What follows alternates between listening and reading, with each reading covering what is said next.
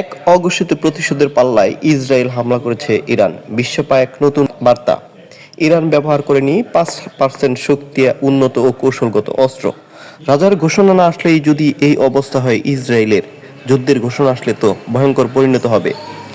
ইতিমধ্যে 380টি মিসাইল হামলায় হত্যা করেছেন 24 ইসরায়েলি, আহত 3 শতাধিক ইসরায়েলি অধিবাসী।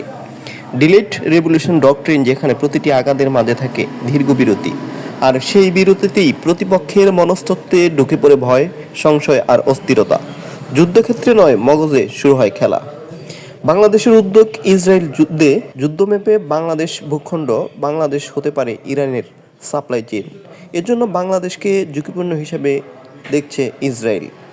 বার্নিস অ্যান্ডার্স, মার্কিন বিজ্ঞানী, যেখানে ইসরায়েলকে সরাসরি যুদ্ধবাজ বলেছেন, সেখানে ইরানকে কঠিন থেকে কঠিনতর হতে হবে ইসরায়েলকে প্রতিহত করার জন্য।